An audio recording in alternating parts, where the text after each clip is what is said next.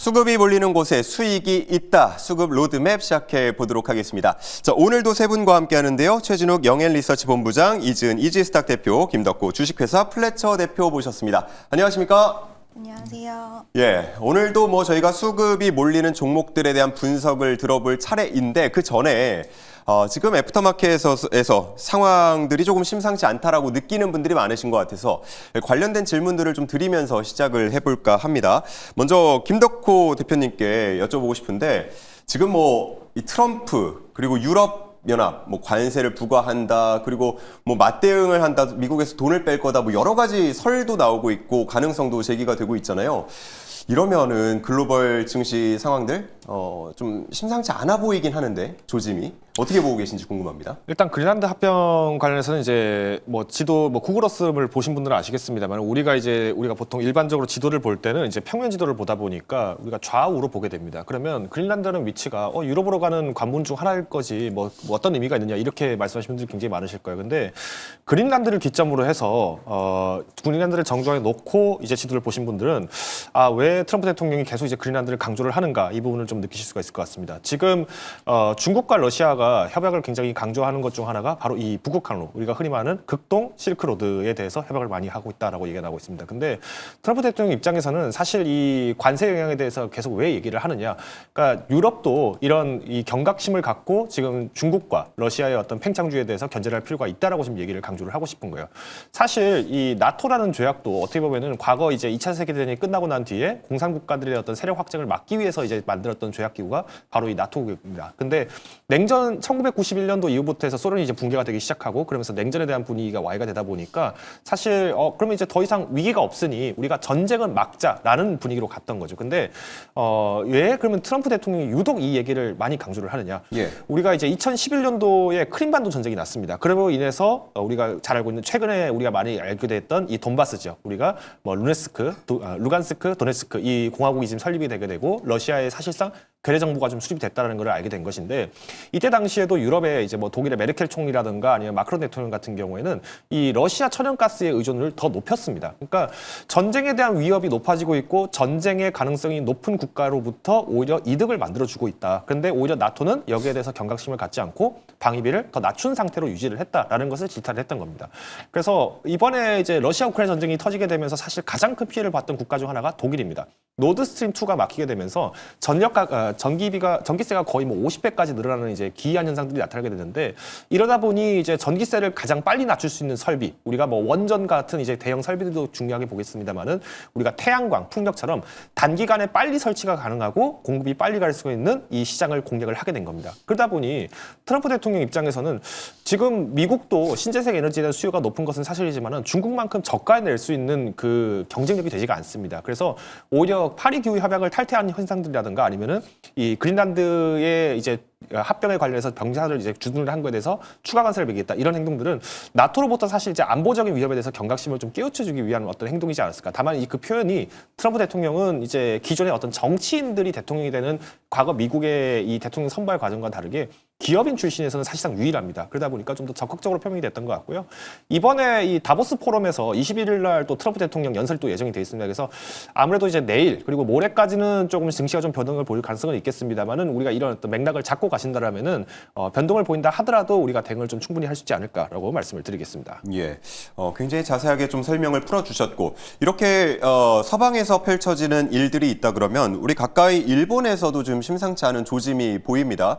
일본 하면 그리고 또 엔화하면 아마 작년에 잊을 수 없는 날 기억하시는 분들 많으실 것 같습니다. 엔캐리 트레이드 청산 얘기가 나오면서 우리 증시까지 폭락을 했던 그 하루가 있었는데 지금 금요일이죠. 금요일에 이제 당장 금리 인상이나 이런 것들에 대해서 결단을 하진 않겠지만 시그널이 중요하잖아요. 시그널이 어떻게 나오느냐에 따라서 우리 증시에 영향을 줄 가능성도 있을 것 같은데 이지은 대표님 이 부분은 어떻게 보고 계신가요? 네, 일단 오늘 이제 시장이 미국 쪽에서 불어온 바람으로 인해서 또 지금 일본 쪽에 대한 우려도 더욱더 좀 확산이 되는 흐름인데 일단 오늘 글로벌 국채의 흐름들을 좀 한번 지켜볼 필요가 있지 않나라고 생각을 하고 있고요. 결국 시장에서는 이제 소비세에 대한 부분들, 재정 확대로 인해서 시장에서 국채를 추가적으로 이제 발행할 수 있는 우려라든지 이런 부분들이 결국 이런 국채 금리의 급등으로 이어졌고 또 아시아 통화 전반적인 약세로 이어질 수 있다라는 부분도 불안 요소이긴 하긴 하나 일단 전체적으로 23일에 조기 금리 인상에 대한 가능성이 크게 비춰지지 않는다라고 한다면 지금 지난번의 사례로 비추어 봤을 때도 이런 현상이 있었을 때 지금 은행에서 국채를 굉장히 긴급으로 매입한다라는 소식도 있었기 때문에 이번에도 개입에 대한 가능성을 배제할 수 없다라고 보고 있습니다.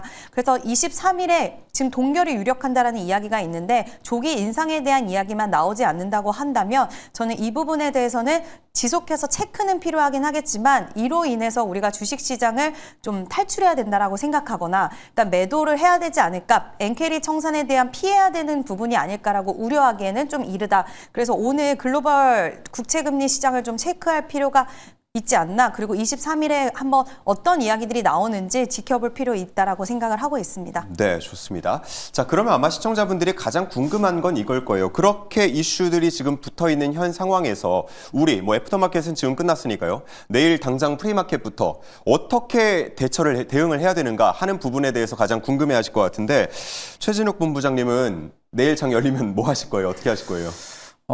사실 이제 개인적으로 지금 코스피 쪽은 그간 계속 강세 흐름들이 좀 유지가 많이 됐었죠. 네, 상대적으로 이제 코스닥 쪽이 좀 소외가 됐었던 모습들이 계속해서 좀 연출이 됐었던 부분들이다 보니까 일단 이제 그린란드 관련해서에 대한 부분들 이제 매물 차익 이제 어떻게 보면 이제 글로벌 지정학적에 대한 부분들의 매물 부담감이 이제 단기적인 차익 실현이 일단은 좀 나올 가능성은 배제는 할 수 없을 것 같기는 합니다. 다만 이제 이게 그린란드 쪽에 대한 부분들이 이제 트럼프 정부 쪽에서도 압박감은 계속해서 유지가 될 가능성은 당분간은 좀 될 가능성이 좀 높다고 보고 있는 상황이고요. 예. 이게 이제 일단은 어떻게 이제 인식이 바뀌는지 여부가 좀 따라 다를 것 같아요. 이제 EU랑 그리고 미국 쪽에서에 대한 그린란드의 이 이슈가 계속해서 불거지게 된다라고 하게 되면은 아마 이제 그 증시의 피난처가 아마 아시아 쪽이 또 될 가능성도 높지 않을까 저는 생각을 개인적으로 좀 하거든요. 왜냐하면 지금 일본이라든지 뭐 중국, 뭐 상호관세 쪽 관련돼 있는 리스크 쪽이 일단은 지금 한국과는 조금 다른 양상 리스크이다 보니까 반도체 쪽이 지금은 아직까지는 우리 국내 증시를 조금 계속해서 주도를 해왔고 계속해서 코스피 쪽을 중심적으로 유지를 해왔던 부분들이다 보니까 아마 이게 이제 그린란드 쪽에 대한 부분들의 우려감이 계속해서 유지가 된다라고 하게 되면은 아마 피난처가 또 이쪽으로 또 이동할 가능성도 우리가 좀 염두는 해둬야겠죠. 그렇다 하게 되면 일단은 최근 좀 쉬었던 반도체 쪽이 한 번 더 갈 가능성도 한번 좀 체킹을 해볼 수 있지 않을까 싶기도 하고요. 반대로 일단은 어떻게 보면 지금 코스피 쪽이 이 여파로 인해 가지고 좀 쉬어갈 때 코스닥 쪽에 상대적으로 좀 수급이 좀 들어갈 가능성이 좀 높지도 않을까 싶습니다. 그래서 최근에 뭐 뉴론메카라든지 로봇 쪽이 좀 강한 흐름들이 좀 코스닥 쪽에서 많이 나오고 있는 상황이잖아요. 그렇기 때문에 상대적으로 이제 코스닥이 그간 좀 많이 쉬었던 종목들 위주로 좀 수급 쪽이 많이 좀 유지가 될 가능성이 좀 높다라고 보고 있는 상황이다 보니까 아마 저는 개인적으로 반도체 쪽이 만약에 좀 눌림이 나온다라고 하게 되면은 또 한 번의 기회가 오지 않을까 개인적으로 저는 그렇게 바라보고 있는 상황입니다. 네. 좋습니다. 자, 이렇게 세 분으로부터 매크로에 대한 얘기를 쭉 들어봤습니다. 그런데 이 상황 속에서도 수급이 굉장히 중요하다라는 말씀을 꼭 드리고 싶은데 누구보다 발빠르게 정보를 캐치하고 그리고 또 대응하는 게 바로 외국인과 기관들 아니겠습니까? 그래서 오늘 장에서 수급이 몰렸던 종목들을 본다 그러면 혹여나 지수가 밀리더라도 그 안에서 기회를 찾아볼 수 있는 그런 종목들이 되지 않을까 하는 생각이 들어서 오늘 수급 로드맵 많이 주목해 주시면 좋을 것 같습니다. 자, 그러면 오늘은 어떤 종목들의 돈이 몰렸는지 확인해 보도록 하겠습니다. 로드맵 확인해 보시죠. 자, 확인해 보겠습니다. 현대글로비스부터 시작해서 알테오젠, HMM, APR도 보이고요. 네이버, 역시나 단골 손님들도 많이 보입니다. 마지막에는 두산과 에코프로까지도 이름을 올리고 있습니다. 자, 그러면 지금 앞에 또 시간을 좀 썼으니까요. 속도를 내서 달려보도록 하겠습니다. 먼저 최진욱 본부장의 노란말 움직입니다. 굴려 주사위. 자, 오늘의 첫 번째 종목은 뭐가 될까요? 세칸전진합니다. 하나, 둘, 셋. HMM. 우리가 앞에서 얘기했던 것과도 어느 정도 연계가 또 있을 수도 있을 것 같고 인수, 매각 관련해서도 이슈가 붙어 있으니까 하실 얘기가 좀 많겠지만 요약을 해서 부탁드리겠습니다. 네, 일단 그린란드 관련해서도 일단 이슈가 한번 부각이 될 가능성도 일단은 있고요. 또 이제 동원그룹 관련해서 지금 인수 가능성이 다시 한 번 더 수면 위로 지금 올라와주고 있는 상황이죠.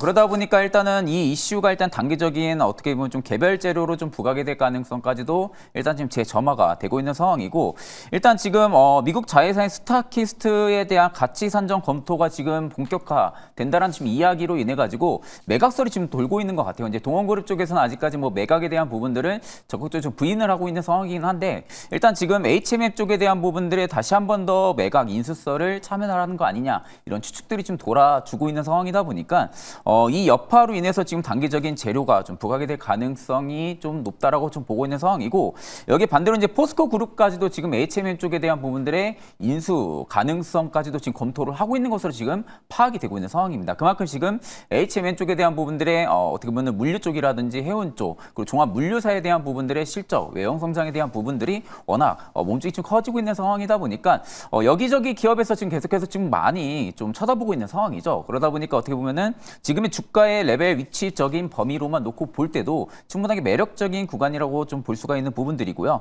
일단 지금 30년까지도 컨테이너 12조, 벌크 뭐 5조, 종합물류 4조, 총 23조 정도의 지금 투자 계획을 이미 발표를 또 한 상황이기도 합니다.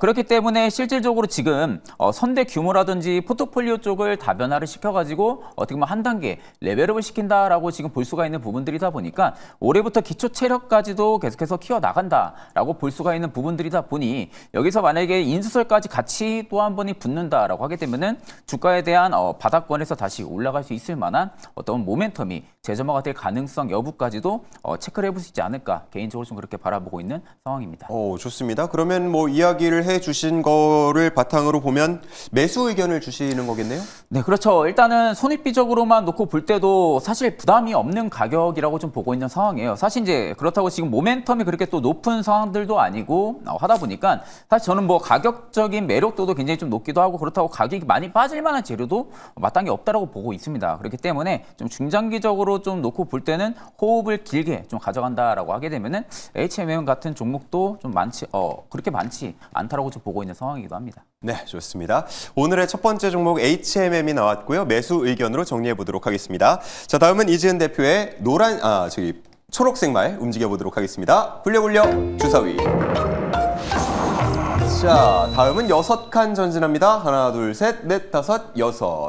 APR이군요. 뭐 작년에 가장 핫했던 종목 중에 하나가 될 텐데 그 이후로는 20만 원 초중반 선에서 약간의 횡보 흐름이 나타나고 있습니다. 뭐 화장품 너무나 잘 팔린다는 얘기는 계속 들려오는데 주가는 언제 추가로 상승하는 건가요? 이번 4분기 실적이 좀 트리거가 되지 않을까라고 보고 있는데요. 오늘 화장품주들, 뭐 실리콘2를 비롯해서 APR, 그동안 움직이지 않았던 VT까지 좀 상승세가 나오는 모습이었습니다. 그래서 이러한 흐름이 왜 나타났는가를 좀 생각을 해보면 대형주들이 살짝 쉬어가는 흐름 속에 그 안에서 오늘 2차 전지 그리고 제약바이오 종목들이 좀 상승세를 이어갔고 코스닥 쪽에서 지금 화장품주들도 그동안 낙폭과대주로 인식이 있으면서 좀 수급이 어느 정도는 일정 부분 이어지지 않았나라고 보는데요. 이 부분에 있어서 연속성이 있으려면 4분기 실적이 좀 잘 나와줘야 되는데 물론 이제 APR 같은 경우에는 다른 화장품주들과 다르게 계속해서 실적 우상향을 진행을 하고 있기 때문에 개별 성격을 갖고 있기도 하지만 화장품주 다른 종목까지도 만약에 실적이 잘 나온다고 한다면 그만큼 수급에 대한 이동 현상으로 인해서 좀 강하게 치고 올라갈 가능성을 시장에선 바라보고 있지 않나라고 생각이 듭니다. 결국 실리콘2도 지금 4분기 실적에 대한 기대감이 있는 가운데 몇 종목이 좀 4분기 때 눈높이가 많이 낮아진 만큼 성과를 좀 보여준다라고 한다면 대장주격의 종목군들은 다시 한번 시세를 보일 가능성 좀 있다라고 생각이 들고요. 앞으로 대형주의 랠리는 지속될 수는 있겠지만 좀 코스닥 시장에서도 어느 정도 희망이 엿보이는 만큼 그동안 계속 쉬어왔던 화장품 섹터에도 좀 수급 유입될 가능성 충분히 있다. 그리고 APR 같은 경우에는 온라인 쪽으로 뭐 아마존이라든지 그리고 일본의 이제 사이트 이쪽에서 굉장히 인기가 좋았는데 이번 연도에는 오프라인 확장의 해로 좀 잡은 만큼 오프라인에선 아직 침투율이 낮았는데 여기서 확장세가 잘 이어진다라고 했을 때는 또 실적에 대한 우리의 기대치 이상으로의 좋은 성과를 낼 수 있는 가능성도 있기 때문에 APR 관심 있게 좀 보셔도 좋지 않을까라 생각을 합니다. 예. 그래서 그런지 외국인도 6거래일 연속 순매수 그리고 이 기간 동안 기관도 딱 한 번 빼고는 5거래일 연속 동참하는 모습이었습니다. 자, 그러면 어떻게 지금 이 시점에서 APR 매수를 합니까? 아니면 관망합니까? 저는 매수해도 무방하지 않을까라고 보는데요. 예. 물론 여전히 고가권에 있는 건 사실이긴 하지만 지금 구간에서는 어느 정도 최근에는 조정이 살짝 있었기 때문에 하방 지지력은 충분히 생겼다라고 생각을 합니다. 이 종목의 지지 라인은 20만 원대 초반이라고 20만 4천 원, 20만 5천 원 사이라고 보고 있는데 여기서 이번에도 하방 지지가 발생을 했고 상승세가 나와줬기 때문에 상방에 대한 가능성이 좀 더 열려 있다라는 판단 하에 저는 분할 매수 관점으로는 전략이 좀 유효하지 않을까. 올해 더 많은 판매가 기대되는 기업입니다. 네, 좋습니다. APR도 매수 의견이 나왔습니다. 자, 그러면 이번엔 김덕호 대표의 빨간 말을 움직여볼 차례입니다. 굴려 주사위. 자, 애프터마켓에서 상황이 그렇게 좋지 않았음에도 매수 의견이 연달아 나오고 있습니다. 이번엔 4칸 움직이는데요. 하나, 둘, 셋, 넷. 아하. 앞서서 이슈를 잘 정리를 해주셨는데 또 마침 현대로템이 나왔네요. 일단 뭐 현대로템 같은 경우에는 이제 우리가 방산 수익을 많이 주목을 하고 있는데 우리나라 방산 기업들이 굉장히 재밌는 게 뭐냐면요. 그러니까 꼭 전시에만 수혜를 보는 기업이 없다라는 겁니다. 그러니까 로키드 마틴이라든가 이런 기업들이 사실은 뭐 2차 세계 대전 때도 굉장히 많은 방산 물품들 만들었었고 뭐 심지어는 제너럴 모터스와 같은 기업들도 이제 신호등 만드는 기업이 권총도 만들고 이랬던 경험들이 있습니다. 그러다 보니까 오히려 한국에 있는 방산 기업들은 그러니까 전시 평시를 전환할 수 있는 모멘텀들을 굉장히 잘 잡고 있어요. 현대로템이 많은 분들이 아시겠습니다만 지금이야 뭐 K2 전차 잘 팔린다, 뭐 장갑차 뭐 K808 차륜형 장갑차 뭐 이제 팔릴 거다 뭐 이런 얘기들을 하고 있지만은 사실 현대로템에 대해서 많은 분들이 기대를 했던 건 뭐냐면 보통 대북 경영주이다. 그리고 철도 관련주로 얘기를 많이 했죠. 근데 우리가 전철 하나 만드는 그 차량 차체를 하나 만드는 데 있어서 크레인이라든가 어떤 기중기 이런 것들이 얼마나 많이 적용이 되겠습니까? 그만큼 우리가 이제 중장비를 만드는 데서 특화가 됐다는 점에서 봤을 때 현대로템이 갖고 있는 강점도 굉장히 많았다는 겁니다. 근데 최근에 이제 국제 긴장도가 좀 많이 올라가고 있죠. 뭐 우리가 일설에는 그런 얘기도 있습니다. 과연 미국이 트럼프 대통령이 얘기했던 그 미국을 위대하게 만들자는 얘기가 과거 1차 대전이 끝난 뒤에 이 아돌프 히틀러가 독일을 다시 위대하게 만들자 했던 것처럼 뭔가 이 전쟁 분위기를 좀 몰고 가는 거 아니냐 뭐 이렇게 얘기하시는 분도 간혹 계세요. 근데 저는 일단 지금 시장을 분위기를 보거나 아니면 이제 지금 이제 미국의 이 전략 모멘텀을 봤을 때면은 우리가 이제 전쟁을 뭐 주도한다 뭐 이런 것까지 보기에는 좀 아직까지는 좀 저도 뭐 판단하기 좀 어려운 상황이라고 좀 보고 있고요. 반면에 이제 지금 미국이 얘기하고 있는 덜로주의, 그러니까 이제 과거에 제임스 멀로의 이름을 땄던 이 멀로 독트린에서 좀 발전된 형태인데 이 유럽의 시장에 좀 적극적으로 개입을 하고 있다는 것은 뭐 당연히 동의를 할 수밖에 없는 것 같아요. 그동안 이제 나토가 사실 무임승차를 굉장히 오랫동안 해왔죠. 뭐 GDP 대비했을 때 국방비를 썼던 게 한 2.6%밖에 되지 않았습니다. 우리나라 같은 경우에는 GDP 대비해서 그래도 12% 굉장히 많은 금액을 쓰고 있는 반면에 그만큼 이제 우리가 적이라는 개념이 없었던 것 같아요. 그러다 보니까 이제 해외 수주 부분들이 오히려 적극적으로 나오고 있는 상황이고요. 우리가 과거에 이제 유럽의 이 방산의 강대국이다라고 얘기를 했던 두 국가가 있습니다. 바로 프랑스 그리고 독일입니다. 근데 프랑스가 이 2021년도에 이 체코로부터 이제 자주포를 수출을 하기 위해서 계약을 실제로 K9과 경쟁을 했을 때 이 프랑스의 KNDS라고 하는 방산업체가 계약을 했는데 그래서 지금 4년이 지나고 있는데도 아직 그 물량 68대를 다 납품을 못했다고요. 그러니까 우리나라로 치면은 6.25 전쟁이 터졌는데 전쟁 다 끝나고 자주포를 받는 격이 되는 겁니다. 그러니까 그만큼 우리가 납기성이나 이런 것의 신속성이 좀 많이 떨어진다라는 모멘트를 봤을 때는 여전히 방산 시장이 아직까지 살아있고 또 한국의 방산 시장은 어떻게 보면은 이 지금처럼 어려운 시장 속에서 폭풍의 눈처럼 위기 속에서 또 안정성을 좀 찾을 수 있는 좋은 모습으로 나오지 않았나라고 말씀을 드릴 수 있을 것 같습니다. 예, 방산주에 대한 주목도가 올라가 있는 시점인데 현대로템의 차트를 보면 야 이거를 어떻게 좀 매수를 해야 될지 아니면 조금 더 움직임을 보면서 들어가야 할지가 고민이 돼요. 개인적으로는 어떻게 의견을 주실지 궁금합니다. 네, 저는 여전히 매수가 가능하다고 저는 판단을 하고 있습니다. 뭐 지금보다 10% 이상의 상승 여력을 충분히 바라보고 있는 상황이고요. 뭐 앞서서 말씀드렸던 것처럼 우리가 뭐 방산 시장을 또 보시는 분들이 많으시겠습니다만 지금 현대로템이 또 새로운 먹거리로 잡고 있는 것이 바로 무인 체계입니다. 그래서 지금 얼마 전에 이제 로봇 사업부 그리고 이제 이 수소 사업부 여기 두 가지를 지금 합쳐서 수소 사업부로 또 다시 재편을 하게 됐는데 현대로템이 그동안 이제 수소 전기 트램 여기에 대해서 지금 굉장히 투자를 많이 했다. 이 얘기가 벌써 지금 5년 전입니다. 2020년도, 21년도에 어디 뭐 진해에다가 뭐 철도 깐다더라 뭐 이런 얘기 했던 거 다 들어보셨을 텐데 지금 이 사업실을 재편을 했다는 걸 봤을 때는 이 사업성을 어느 정도 지금 영업이익으로 전환이 충분히 가능한 모멘텀이 나오고 있다라고 저는 좀 판단을 하고 있어요. 그리고 이번에 베트남의 고속철 파트너가 또 이제 이 3조 규모의 이 호치민 지하철 사업을 또 수주를 하게 됐는데 베트남 파트너다 보니까 사실은 뭐 직접적으로 받는 거 아니지 이렇게 생각할 수도 있어요. 근데 우리가 아시겠습니다만 이 지하철 뚫는 기술도 그렇고 당연히 여기 지하철에 들어가는 이 차체를 만드는 기술도 굉장히 고도가 많이 필요합니다. 그래서 현대로템 이제 우리가 베트남 놀러 가면은 이 현대로템 찍혀 있는 지하철 타게 되는 날도 뭐 머지는 않을 거다라고 판단하고 있고요. 마지막으로 방산시장 지금 우리가 동부 유럽에 많이 집중이 되어 있습니다. 근데 최근에는 뭐 모로코 그리고 뭐 이제 중남미 시장까지도 좀 확대를 하고 있기 때문에 저는 일단 연중 목표가 26만 원까지도 충분히 바라볼 수 있는 만큼 우리가 아직까지는 갈 길이 좀 멀다. 다만 이제 좀 기존에 갖고 있던 분들이 좀 최근에 주가가 좀 조정이 나오는 거에 대해서 좀 우려를 하시는 분들이 많이 계실 것 같은데요. 여전히 방산주는 항상 우리가 가치주로 평가를 많이 합니다. 뭐 지금도 뭐 성장성은 여전히 유효하다고 판단을 하고 있습니다만은 4분기 실적 이후에 한 번 더 주가를 좀 더 보시고 이때 비중을 좀 확대를 한다든지 아니면 조금 적극적인 뭐 분할 매도를 하신다든지 이 전략을 좀 보시는 게 어떨까 말씀을 드리겠습니다. 예, 현대로템에 이제 과거 얘기를 해주시니까 한창 2만 원 선 전후로 해서 사고 팔고 하면서 수익을 내던 종목으로 또 유명했던 적이 있었던 것 같은데 그때가 생각이 납니다. 지금은 20만 원 위로 올라온 주가인데요. 여전히 상승 여력 더 충분하다 매수 의견으로 정리를 해주셨습니다. 자, 그럼 다시 최진욱 본부장의 말을 움직여 보도록 하겠습니다. 굴려 주사위. 자, 현재 여기 HMM의 위치에 있습니다. 6칸 전진하는데요. 그러면 좀 멀리 도망가겠네요. 어디 갑니까? 포스코 퓨처엠. 포스코 퓨처엠도 최근 들어서는 주목을 좀 받고 있는 것 같고 또 다음 주에는 실적 발표도 기다리고 있긴 한데 관련해서 어떻게 보고 계신지요? 일단 최근 뭐 외국인 기관 금융투자할 것 없이 지금 뭐 메이저 쪽에서 지금 이틀간 좀 쌍끌이 매수가 좀 들어와주고 있는 모습이거든요. 일단 뭐 다음 주 실적 발표도 앞두고 있는데 지금 사실 이제 좀 중요한 시기에서 좀 어떻게 보면은 얼티엄 셀즈 쪽에 지금 공장 가동 중단 이슈가 일단 한번 나온 상황이죠. 그래서 올해 지금 상반기 이제 6개월 정도 지금 공장 가동 이슈가 좀 나온 상황이다 보니까 어떻게 보면 지금 M86 쪽 양극재 쪽에 대한 부분들의 출하량이 일단은 좀 감소할 가능성이 좀 있다라고 좀 보고 있거든요.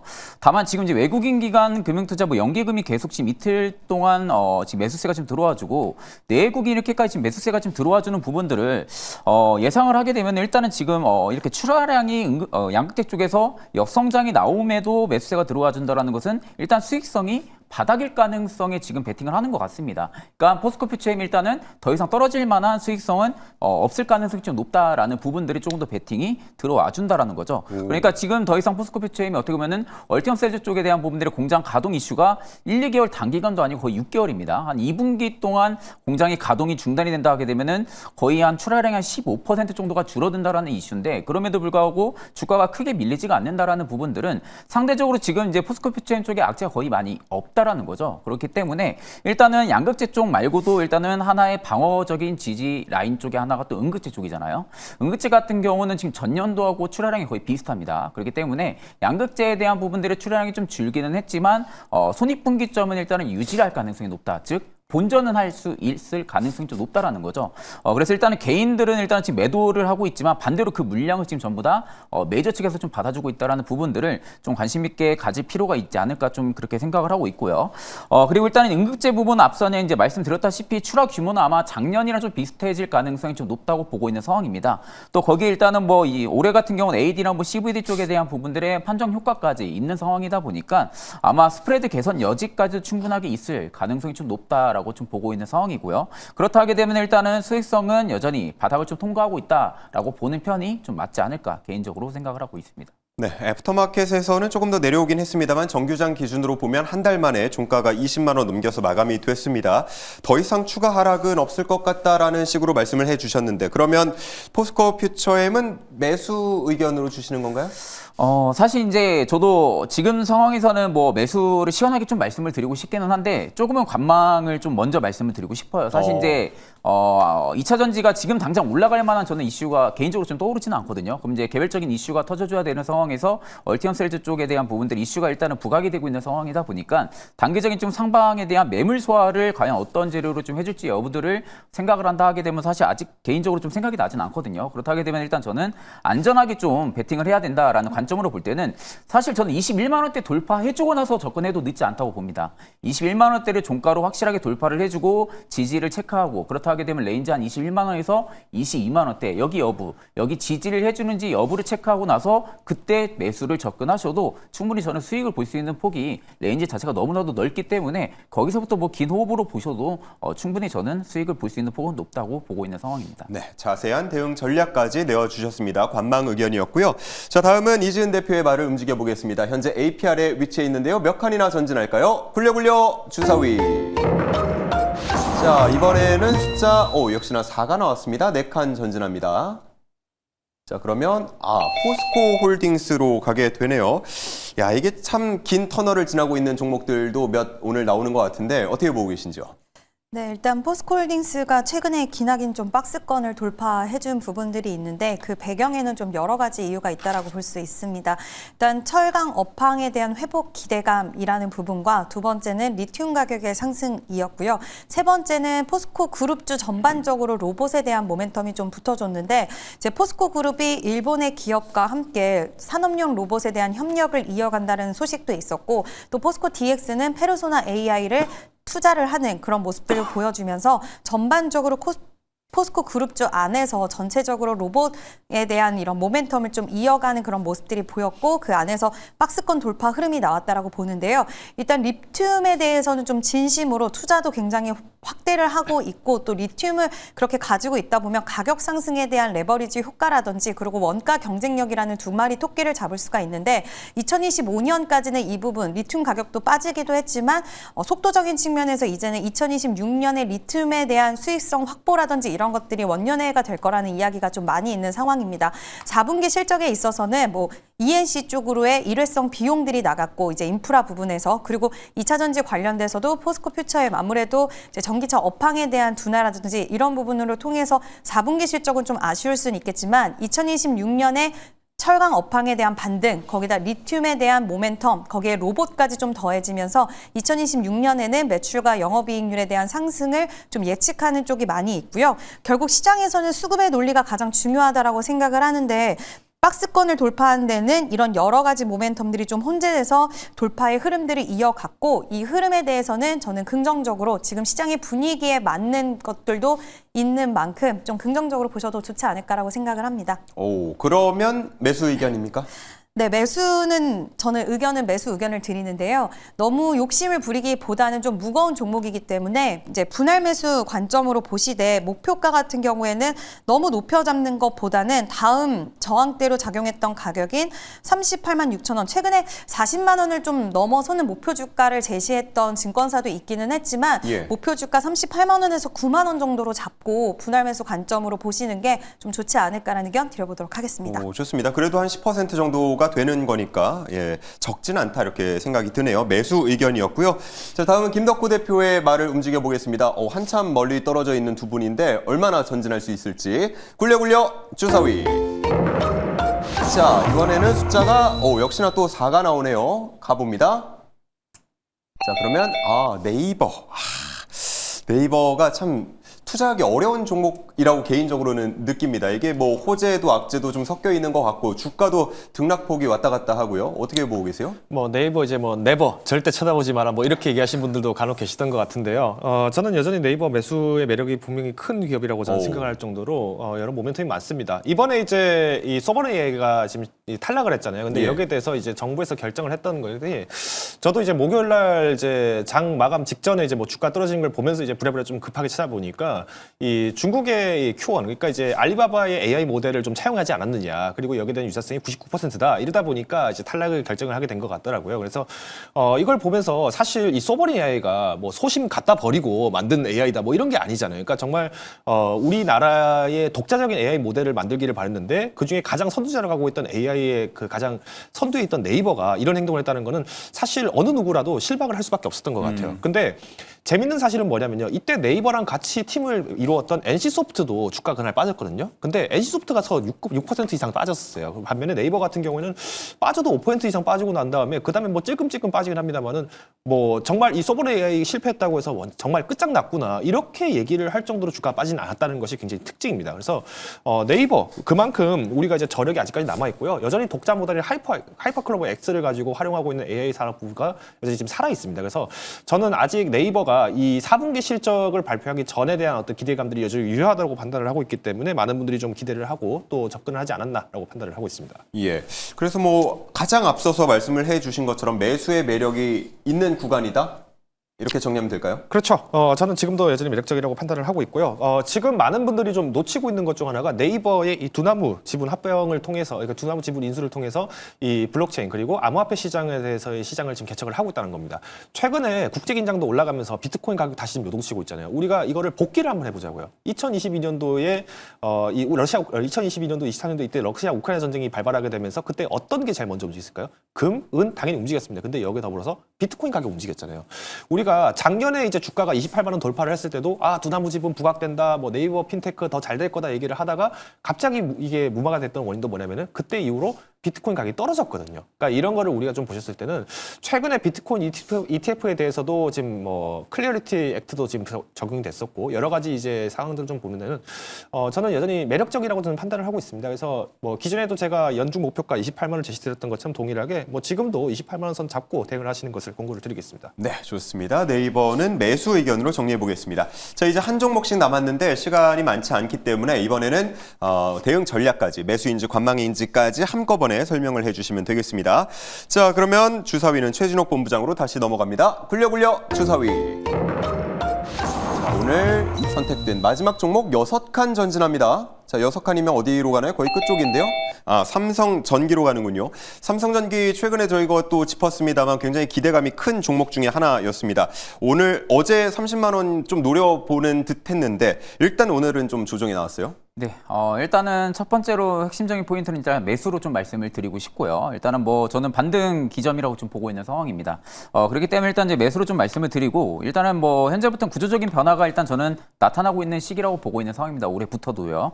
일단은 뭐 AI 서버형 MLCC 시장 같은 경우 연평균 지금 한 30% 이상 성장을 할 거라는 지금 예측이 계속해서 좀 나와주고 있는 상황에서 일단 중요한 포인트는 수요는 구조적으로 계속해서 증가를 하는데 공급이 제한적이라는 점이 가장 좀 킥포인트라고 좀 볼 수가 있는 부분들이고요.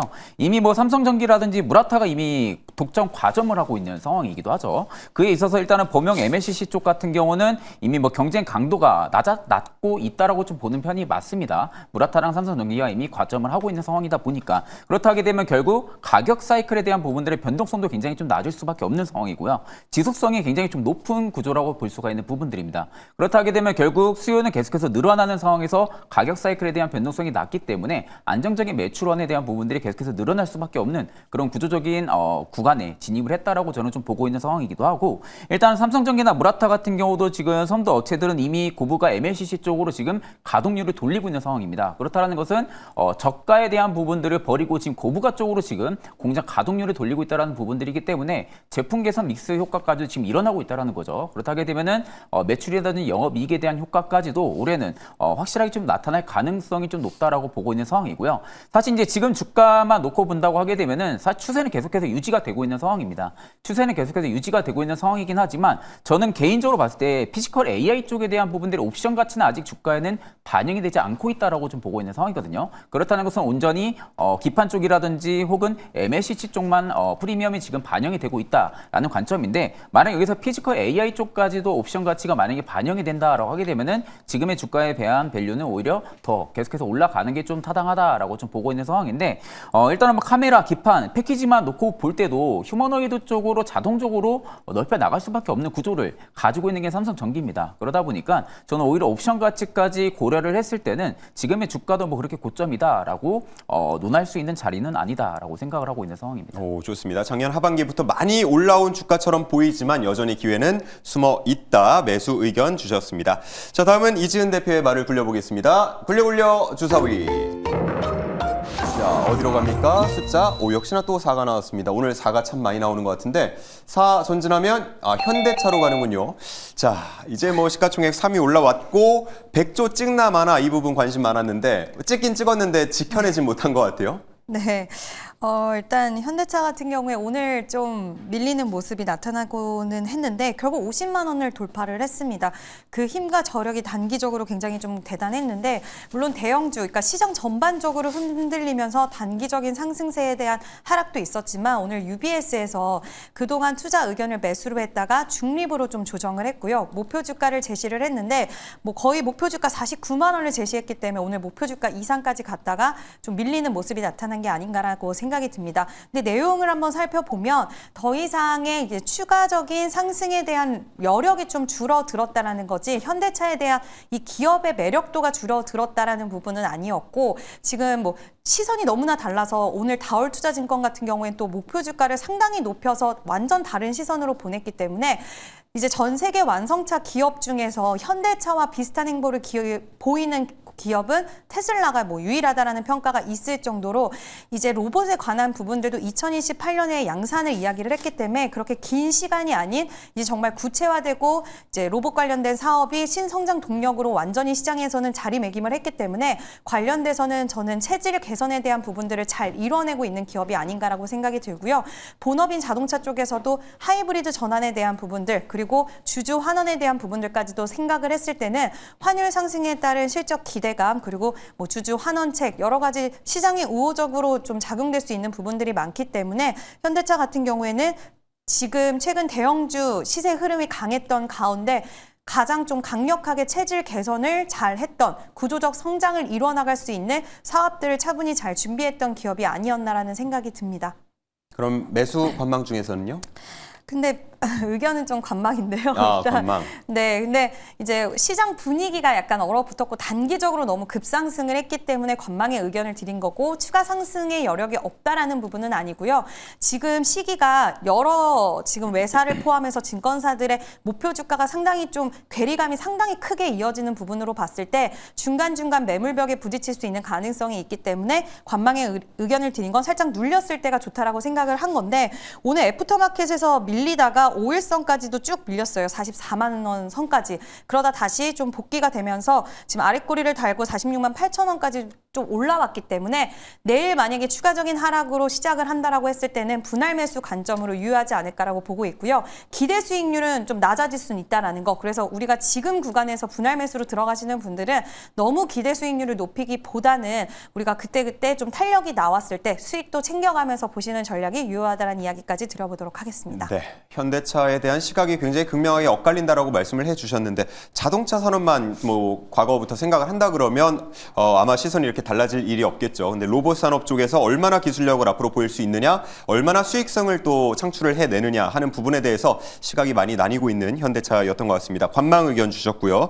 자, 오늘 마지막 종목 김덕호 대표의 말을 굴려보도록 하겠습니다. 굴려 주사위. 자, 현재 네이버에 위치해 있고요. 3칸 전진합니다. 하나, 둘, 셋. 그러면 두산 에너빌리티입니다. 앞서서 저희 다른 코너이긴 했지만 원전을 주목했고 또 풀악셀 밟을 종목으로도 꼽아봤는데 두산 에너빌리티는 어떻게 보고 계신지 궁금합니다. 저희가 아마 이제 1월 6일 날 첫 방송 때 제가 아마 두산 엘리빌리티 이제 뭐 이제 기관 매수가 좀 많이 들어왔다 이렇게 얘기를 드리면서 그때도 매수 여전히 유효하다 했는데 그때 그 다음 날 사셨던 분들 한 12% 정도 수익은 다 나셨을 것 같아요. 근데 예.